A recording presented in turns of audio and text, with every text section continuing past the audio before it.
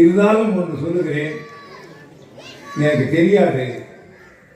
அடுத்த மாதம் ஒரு 10ஆம் தேதிக்குள் தேர்தல் அறிவிப்பாக வந்தார்கள். எனவே இந்த மாதம் 30ஆம் தேதிக்குள் அந்த பிரிட்ஜுகளை நான் திறந்தாக வேண்டும். அதற்குள்ளாக நீங்கள் சீர்படுத்தி தர வேண்டும் என்று அவரை பணிகொண்டு கேட்டுக்கொள்கிறேன். எங்களுடைய ஆட்சியில் நீங்கள் பார்க்கலாம், எனக்கு நீ ஓட்டு போடுகிறீர்கள், அந்த ஓட்டு வீணாகவில்லை.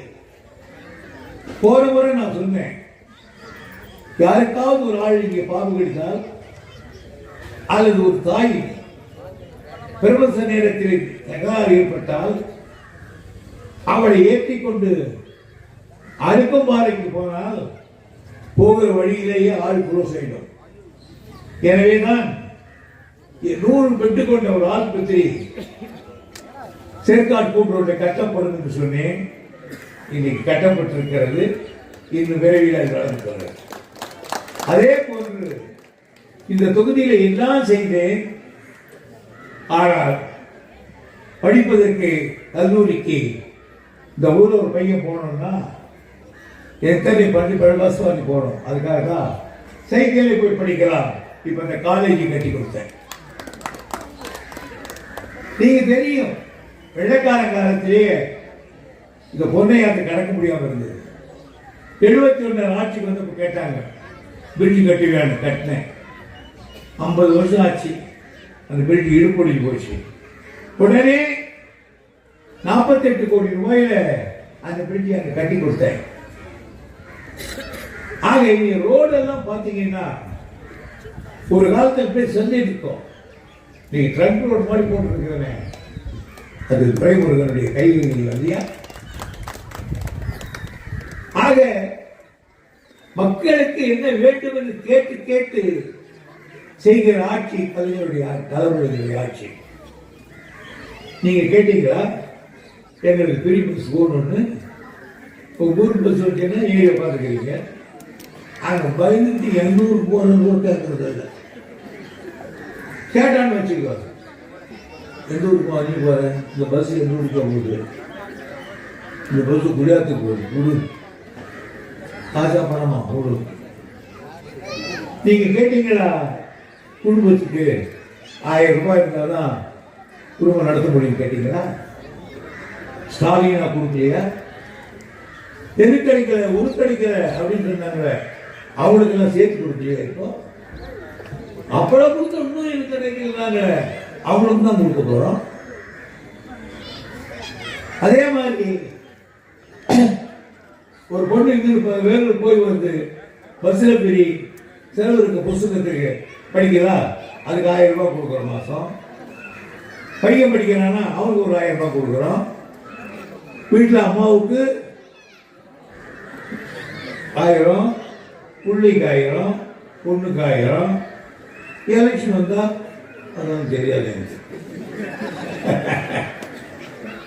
இதனால இவ்வளவும் இது ஆட்சி நீ கேட்காம நீங்க எனக்காவது பிள்ளைவே என் பையனுக்கு காலையில டிஃபன் போடணும்னு கேட்டீங்களா? அவரு நாள் ஸ்கூல்ல போனாரு, 2 பசங்க தூங்கிட்டு இருந்தது. ஏன்டா தூங்குறேன்னு கேட்டா பசி இல்லை. காலையில் சாப்பிடலையான்னு கேட்டா இல்லை. உங்க அம்மா என்ன பண்றாங்க? 100 நாள் வேலைக்கு போறாங்க, காலையிலே போயிட்டாங்க. போகும்போது என்ன சொன்னாங்க? ருக்கு பழைய சூத்துல தண்ணி ஊற்றி வச்சிருக்கேன், போகும்போது சாப்பிடுனாங்க. அதை சாப்பிட்டே தூக்கம் வந்துடுச்சு. அப்போதான் சொன்னார், இந்த பழைய சாப்பிட்டு வந்துடுச்சு, நீ அம்மா நீ போடாத, நான் குழந்தைக்கு நான் போடுறேன்னு இன்னைக்கு இட்லி சட்னி சாம்பார் வடை அதுக்கப்புறம் அப்பளம் போட்டு என்னென்ன போடுறாங்க அதை வைக்கிறேன். மத்தியானம் ஏற்கனவே எம்பிஆர் போட்டால் கலஞ்சி போட்டால் அதை போட்டு கொடுக்குறது. இந்த ஒன்று தான் பாக்கி. பார்த்தால சாலி டிஃபன் போட்டுருவாங்க, மத்தியானம் ஏற்கனவே போட்டுருவாங்க. இந்த ஒன்று இருக்குது. என்னென்ன தலைவர் ராத்திரிக்கு என்ன பண்ணுறது? ராத்திரிக்கு பெற்றதுக்காக போட்டு பண்ணேன் இல்லை, அதுக்கும் ஒரு டிஃபன் கேரி வாங்கி போகும்போது 2 சப்பாத்தி போட்டு வச்சுட்டா ஃப்ரீயாக இருக்கிறாங்க. அந்த அளவுக்கு கொண்டு போடுது. ஆகையினால அதை செய்யணும். இந்த விஷயம் பாருங்க, 3000 ரூபா கொடுத்தோம் பொங்கல். 3000. அது ஒன்று சொன்னீங்களா, முழு கரும்புன்னு சொன்னான்.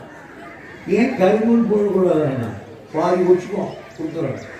அதனால முழு கரும்பு போட்டாங்க. முழு கரும்பு புடவை எல்லாம் கொடுத்து நீங்க கேட்காம செய்கிற ஒரு ஆட்சி. அதுதான் காரணம். குழந்தை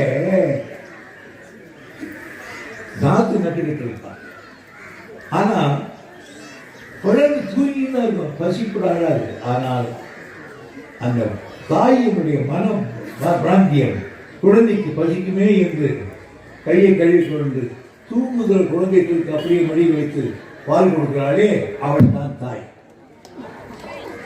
அதை போல் நீங்கள் தூங்குகிற பொழுதே வந்து தளபதி மு.க. ஸ்டாலின் உங்களுக்கு இவ்வளவு செய்கிறாரே, அவள் தான் மு.க. ஸ்டாலின் என்கிற தாய். ஆகி நான் இவர்த்த எல்லாம் செய்திருக்கேன். இந்த ஊர்ல நான் செய்யாத கிடையாது. தொகுதியில எல்லா ஊர்லயும் காலேஜ், எல்லா ஊர்லயும் பள்ளிக்கூடாது இது ஒன்றுதான் பாக்கி இருக்கு.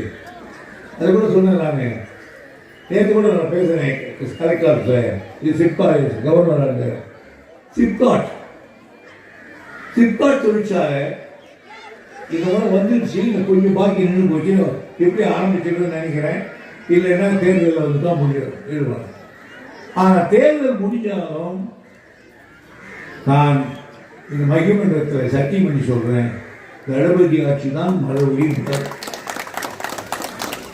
ஆக முதல் வேலை இந்த பகுதியில் இருக்கிற படித்த பிள்ளைகள் பெண்களுக்கெல்லாம் வேலை வாய்ப்புக்காக ஒரு தொழிற்பேட்டையை உருவாக்கி தருவது, அதுதான் என்னுடைய மகத்தான கடமை. படிக்க வச்சுட்டு வருவாரு, வேலைக்கு போகணும் இல்லையா? அதுக்காக அவர்களெல்லாம் தர வேண்டும், அதை நாம் தந்தாக வேண்டும். எனவே இந்த ஊரை பொறுத்தவரை செய்யாமல் இருந்தால் பரவாயில்லை.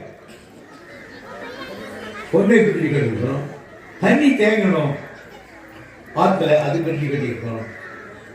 ஆகவே எடுத்ததுக்கெல்லாம் பணிகளை செய்திருக்கிற இந்த ஆட்சிக்கு நீங்கள் உறுதியாக இருக்கணும்.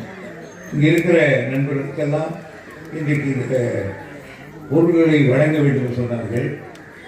அதை கூட காட்பாடிக்கு வர வச்சு கொடுக்கணும்னாங்க. அது தப்பு. நாம போய் அவங்க வீட்டில் கொடுத்தாதான் மரியாதை, தவிர அவங்க வாங்கல. நான் எவ்வளோ கஷ்டம் இருந்தால் நான் வருகிறேன்னு சொன்னேன்.